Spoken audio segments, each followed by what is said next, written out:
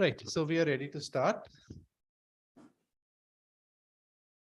Good afternoon, everyone, and welcome to this webinar on lab-grown diamonds, the eco-friendly sunrise opportunity being organized by India Business and Trade, which is an initiative of the Trade Promotion Council of India.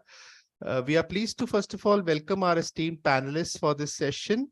We have with us Mr. Sayyam Mehra, who's chairman of the All India Gems and Jewellery Domestic Council, and Mr. Rajesh Rokre, who's vice chairman, should be joining us shortly.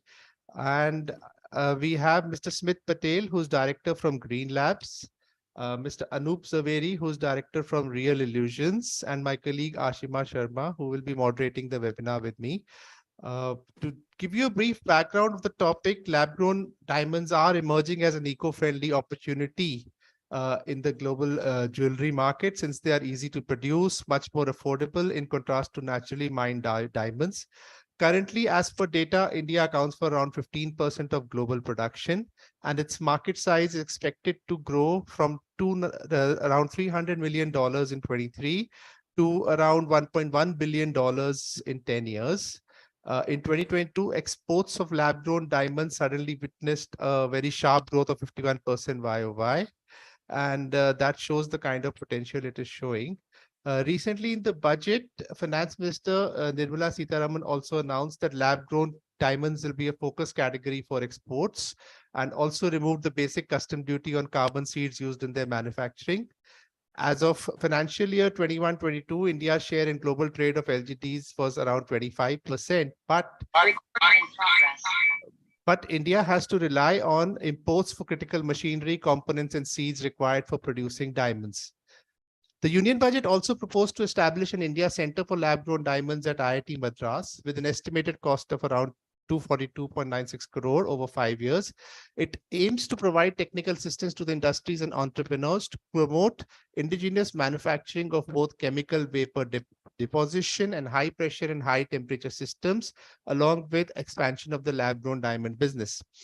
To further explore the opportunities in this sector, we have brought together our panel to talk about the business opportunity, how it's expected to expand in the domestic market, what are the current challenges to its production and commercialization, how it aligns with our Go Green objectives and also our import dependence objectives, the objective to reduce import dependence, and how should the government industry collaborate to catalyze its production.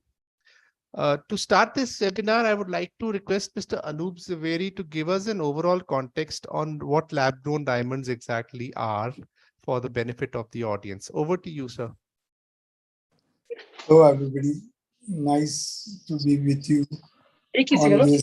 Okay. Nice to be with you all, my friend, and an opportunity given by the Trade Promotion Council to say something about lab-grown diamond. I'm very much thankful to them. And before giving the exact things on what lab-grown diamond is, I would like to say that looking at the trade data from mined diamond industry, only 3 to 4% of the world population buy diamonds in a year. Why is it so? Maybe it is not affordable to all.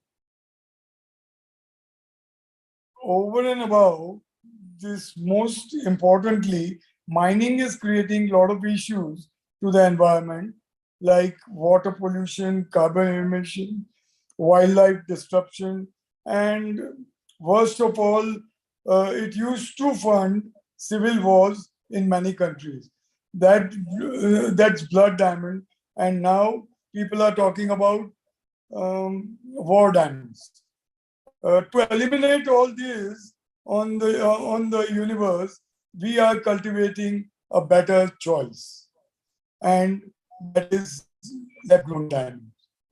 So basically, what is lab-grown diamond?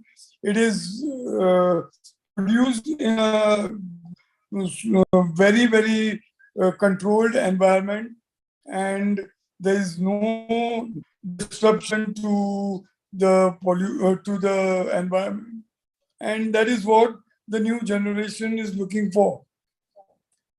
this is what the main idea behind shifting from mine diamond business to lab-grown diamond business. And I believe that slowly and gradually, all the millennials will also be looking forward to see only lab-grown diamond all around the world. Thank you. Right. Thank you, sir. I would now like to come to Mr. Sayam Mehra. So what do you think are the key factors driving the increased preference? First of all, how the market is growing in your view, and what are the drivers for the growth in the market in India and other markets around the world? What is driving the growth in preference for this product? Yeah, thank you, Virat. I would like to thank Trade Promotion Council of India for having me here. See, the thing is that today there is only about 2% of the people with the buying capacity in India also who buy jewelry, buy lab-grown diamond. But slowly it is increasing as the education amongst the end consumers is increasing. The rate at which the real diamond is there today in the market, I think about 5 to 7% value only you are able to buy a lab-grown diamond. So I think the key factor is the millennials when they want to come and buy lab-grown diamonds and the designing also, which the new manufacturers have started coming up in the lab-grown. I think that is the main reason.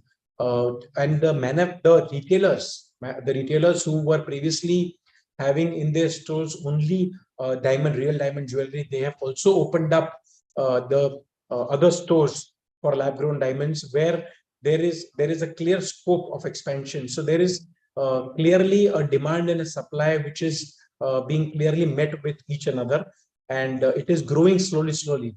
Right now, as we said, there is only a 15% we are manufacturing. Slowly, as the government is also promoting, we can see in the budget also it was promoted that there will be no import charges for seeds which has been imported from the foreign markets. So I think somewhere we are looking at that.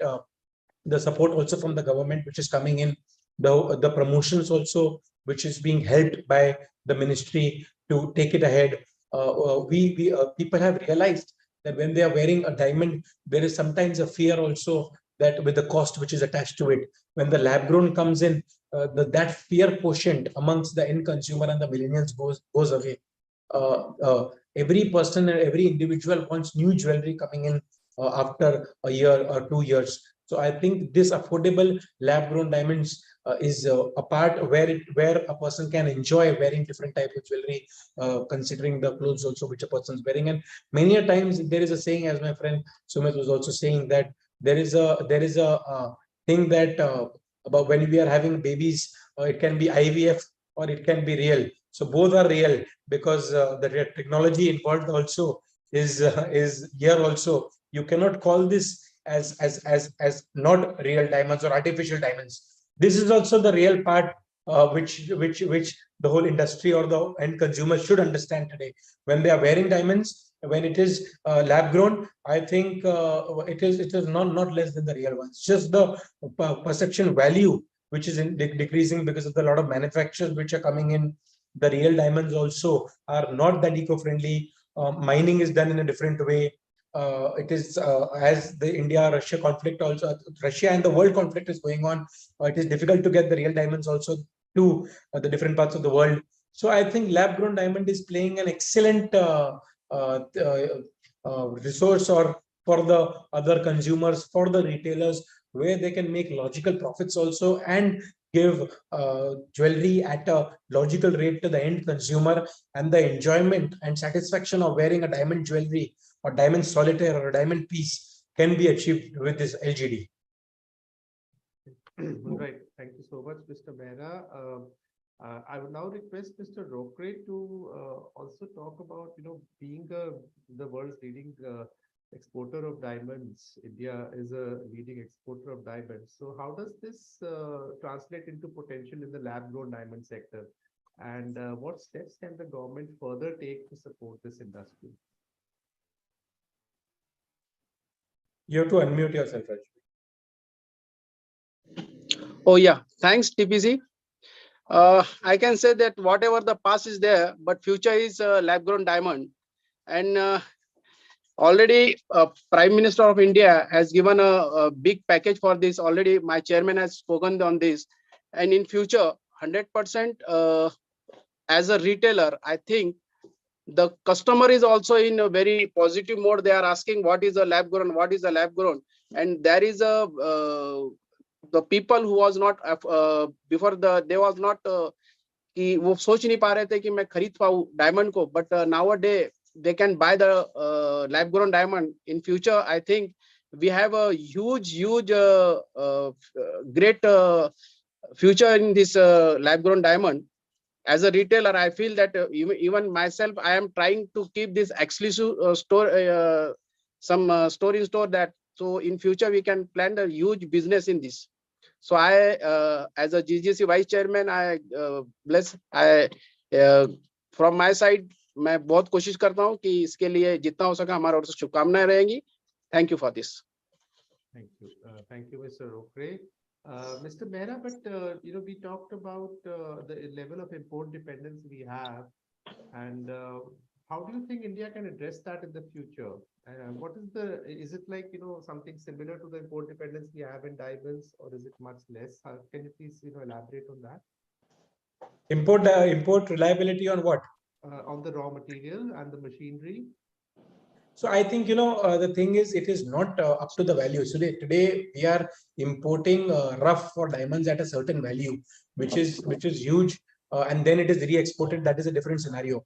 But when we are looking at the seeds which we are importing from maybe from the US, maybe from the China or Japan, I think the value of that and the machines are not that of a heavy value which can subsidize. I think today when we are importing rough and then again exporting, it is a cost to the exchequer in a few $1 billion. When we are importing the seeds and then importing the machines also, and then we are exporting the end product after cutting it and then sending it to the foreign markets, I think we are in store of having a few billions which India can earn. And if the import of rough is reduced to a certain level, then I think the rupee, which is becoming weaker by 82 or 83, will slowly, because of this diamond, we are exporting, becoming a price maker for the world via the LGD route for the diamonds. I think we will be in a more powerful position when it comes to the inward coming of the foreign dollars. Right. Thank you so much, Mr. Mehra. Now to basically talk more about the intricacies of this business, I would request Ashima to take the discussion forward with Mr. Smith Patel. Over to you, Ashima. Thank you, Virat sir. Thank you. Good afternoon, panelists. So as we have already discussed that lab-grown diamonds offer sustainable development, and companies like Green Lab Diamonds and Real Illusions are also, they are working hard to provide good quality diamonds while maintaining the gap between the industry and the carbon emission-free world. So I would like to ask Mr. Smith to share some insights on the LGD making process and what makes it, in sync with India's objective to go green. So over to you, sir. Hi, thank you for having me. I'd just like to add upon Mr. Mehra's last point as well, rightly about the value of the product. I'm sorry, I'm just diverting, just giving that answer as well. We are also on the verge of making, having our own seeds made in India as well. So that technology is not far away where we won't be able to, we will have to be dependent on someone. And on importing of the machinery, we are just importing a few parts. Most of them are now made in India and assembled in India only. And the government has also given a PLI scheme for semiconductors. Once India starts getting that, that's one of the components, which would be made in India as well.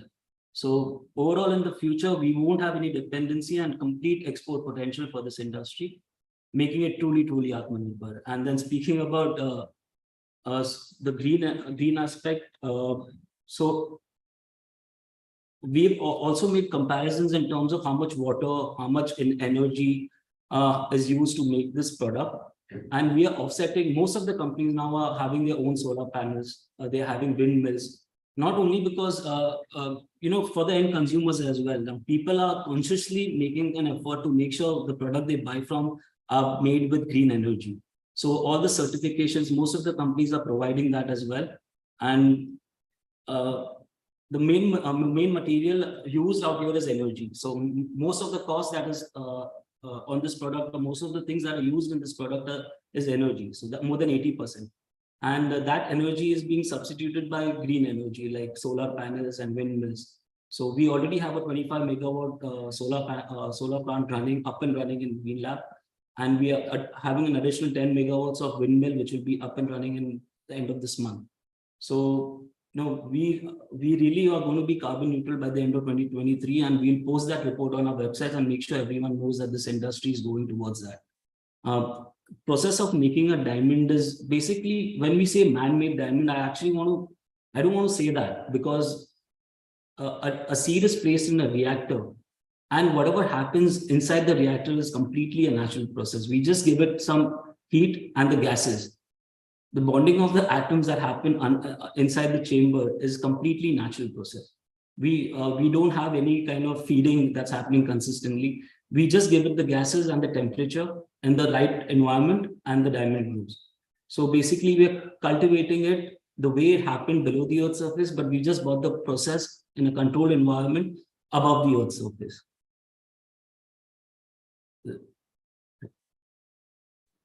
So does that kind of answer the question? Thank you, sir. Yeah, that answers. So my next question is, what potential did you see in the LGD sector in India, and what made you switch to cultivated diamonds from natural diamonds? So our family has been in the mine diamond business since the past 55 years. My grandfather, the typical story of him coming from the village to Surat, 15-year-old boy walking daily to cut and polish diamonds. When he saw the diamonds, the lab-grown diamond for the first time, he couldn't tell the difference. So basically, such an experienced person, so many years of experience, if he couldn't tell the difference, our family is like, this is the future.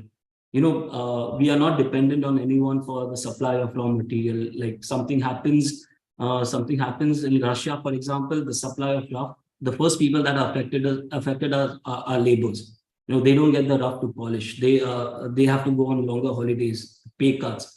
That is a very common thing that used to happen in this industry, but not now. We have a consistent supply of our own raw material. We know it is the same as that. We have already mentioned it's the same as diamond. The process is completely same of cutting and polishing. It's an IVF baby kind of a thing. There's no difference. So we understood that because this is we can consistently supply, the price will be much cheaper. We'll be able to provide these diamonds to a lot more people, and no one roams around with a certificate on their neck. It is a diamond. You don't no one goes around like DNA test for an IVF baby. No one goes around asking for certificates of the diamond you wear. It is a real diamond. So that's a potential we saw, and we shifted into this business 5 years ago and growing stronger and forward every day. And potential of India, I've also mentioned US. The sale was 33% of retailers in America used to keep lab-grown diamonds in 2018. And that figure has turned into, in 2020, the figure is 77.8%. So that jump in 2 years is because it's a spiraling effect. Once the awareness starts spreading, it spreads like wildfire. And that's what I think India is also going to happen. A lot more consumers are going to be aware about this product. And once the awareness begins, it's going to spread and people are going to want this more and more. Right, sir. Thank you. So one last question for you, sir. How has your business grown in the past 5 years, as you say, and what are your future expansion plans? Right. So we have been growing 400% year on year since the day of, because we see the potential and we see, the demand is there, and we've not stopped expanding. And that's what we're going to do in the future as well. We already have 1,200 reactors, and we're not going to stop in the coming future. We're going to expand more and more because we see the demand coming in. We see people going to want to wear more and more of these diamonds. And America is the only market that has been completely, opened up. There's so many countries in the world that have not even heard of lab grown yet. They have not started keeping lab grown. And India itself, hardly any consumer really know what this is. That's why these kind of seminars to educate people about what it is very necessary. And once people start getting aware, again, like I said, wildfire. Thank you, sir. Thank you, sir. So moving on to certifications, I would request Virat sir to take it forward with Anup sir. Yes, Mr. Zaveri, we had discussed about the certifications, of course, before we were, when we were discussing before the webinar. I would like to ask you about, how many how companies are getting into this opportunity. Do you think it's enough, the number of new startups that are coming up? And anyone who wants to enter this business, any specific suggestions you would like to give to that entrepreneur? Well, I believe that from mine diamond industry, more than 80% of the manufacturers have already started one way or the other. They have entered into this business already. And I believe in couple of months or maybe very fast, 100% people are going to work on this lab-grown diamond only because the demand from consumer is growing and growing for this category, and the product itself is giving such a beautiful look and the same feeling with spending less money. So, and over and above, only spending less money is not the only thing. The most importantly, today's generation who are looking around all the way to see that the environment is not damaged by way of they need sustainability basically, which this product is giving 100%. And I believe that this is going to be the future for the diamond industry, and particularly lab-grown diamond. We Indians are the largest growers of CVD lab-grown diamonds. And as you said that the 15% of the world production is from India, but I believe that 15% the data is saying must be the carats, and the small goods coming from China must be more carats, I believe it. But the value-wise, the CVD diamond is much more, and we, the Indians, are the largest producer of CVD lab-grown diamonds. And over and above that, the most important thing,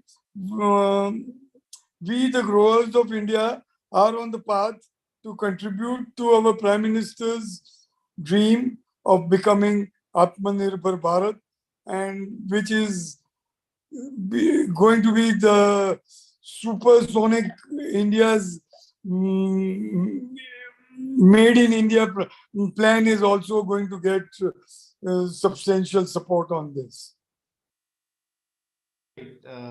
Thank you so much, sir. That brings us, to the end of the first round of questions in this session. So, as we come to the audience questions, I think one question which came out was, if prices fall so drastically, what happens to our investment? So, I think that was talking about the investment in diamonds. However, I wanted to know, most of the players are also in the diamond industry. So, how do you think the two markets will coexist? Because we've also seen news that, it is affecting the price of actual diamonds. So how do you think these markets will coexist? Anyone from the panel would like to address that? I think Virat, both are a separate market for both. We have there are people who really want to buy the real diamonds. As we heard, also 3% of the people in the entire world is buying the diamond jewelry. But you will see that in the coming years, if the 3% is buying the diamond, that is not going to reduce the real diamonds. But there is going to be another sector of 10% people who are generally diamond jewelry buyers, are going to go to the lab-grown side also. And because of the affordability part of it, it is not really connected to the resale part. It is going to be reconnected to the part where the seller sells it and the buyer enjoys wearing it with the affordability. So I think both can coexist. And as there's a conscious decision which is taken by the manufacturers also, by having two different names when they are manufacturing the lab-grown diamonds, or for the retailers also when they are having two different showrooms when it comes to the selling of this product. So as I can say, in India, there is a market for everything. And for this also, this is a huge market. not only the US, but the other countries also slowly are going to accept it. It is going to be sooner or later, and it is not going to hit the demand of the diamond, really a diamond consumer. There is a separate sector of people which is involved with this, and 242 crores, which is given by the government of India to the IIT Madras. Also, it is going to help promote and also research, not only in the diamond grading, but the other parts also, that should they promote this entire trade, or how should they market this entire trade, not only in India, but from India to the other foreign markets. Virat, over to you. Right. Thank you. What are the other popular applications which it can be used in? I mean, consumer market is one, but where all can, if we increase the production of these diamonds, which other industries can, use these diamonds? So industrial diamonds generally, is it okay? So industrial diamonds have been used since years for like many applications, including drill bits, and all of them, all of the mined industrial diamonds have been replaced by lab grown because it is the same material, right? Also, it has been highly used in the optical segment as well. It has also been used in it's in very early stages, but silicon chips have turned into silicon carbide, and the diamond chips is not far away, and the potential of those diamond the microprocessors are exponentially higher. So that part of the industry is also can also come into India soon, and that potential is endless. Right. And what impact do you think it can have on our gems and jewelry exports? We are already a major exporter, but what kind of a growth can we expect in the overall gems and jewelry sector for India with these diamonds coming in? Like we're already seeing a 50% growth year on year, more than 50%, and I think that is going to continue. The growth also happened despite of the price corrections that has been taking place, which were expected. In this industry, the price corrections that are happening were expected, and still we had a growth of 50% more. So we're expecting the same or even more coming years. The Gems and Jewelry Promotion Council also has a high target, and they're trying, and everyone in India is trying to make sure that, including the government, all the councils, all the promotion people, what can be done to reach that target. So a lot of actions have been taking place, including seminars, exhibitions all around the world to promote this product for export potential. Thank you, sir. Thank you so much. There's one very relevant question on, whether this business requires previous experience. What is the kind of minimum investment to test start it? What kind of training support can someone get? So anyone would like to address these questions?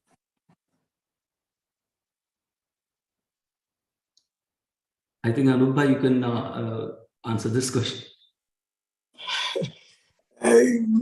To be in this industry, I believe that one has to, as a businessman, one has to be either grower or a person who is direct to the consumer, where he has to design the product very well and sell it to the mass where the demand is substantial.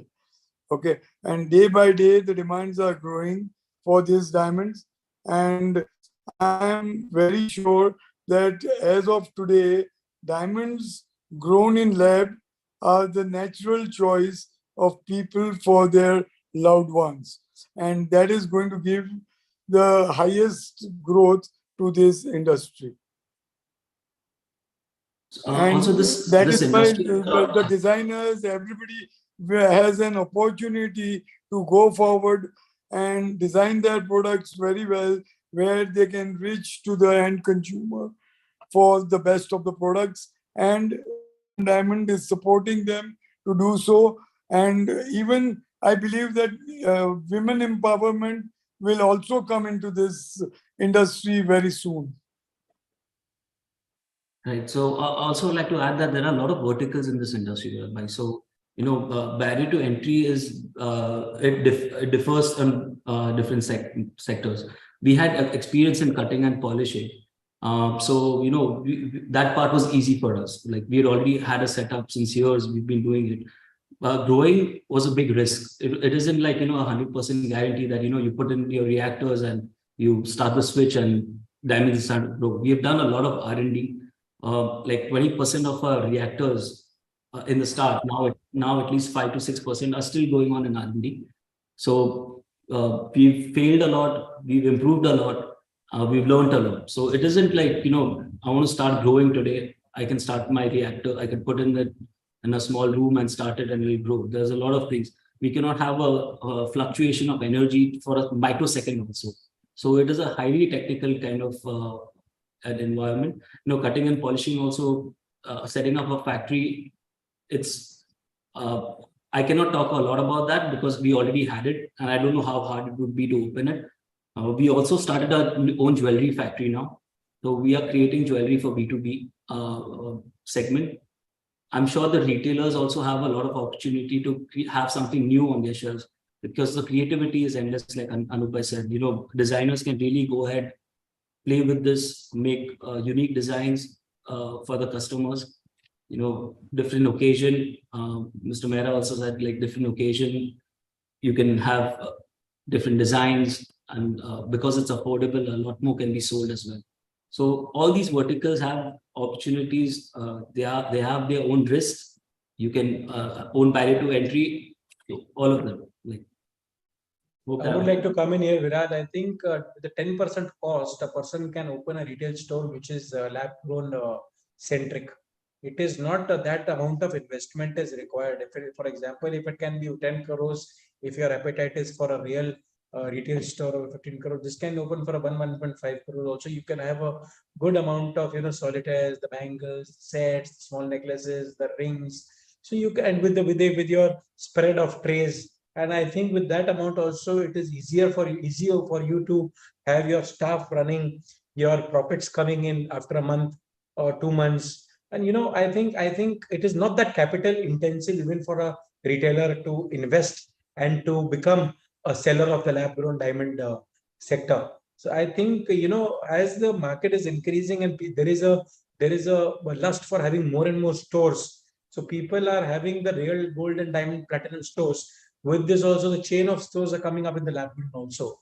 So that mindset is also running. Why to have a store of imitation jewelry? You can have a store of a lab grown diamond where you can have more profits coming in rather than having an imitation jewelry of silver or something else. So that's a mindset going on in our fellow retailers here.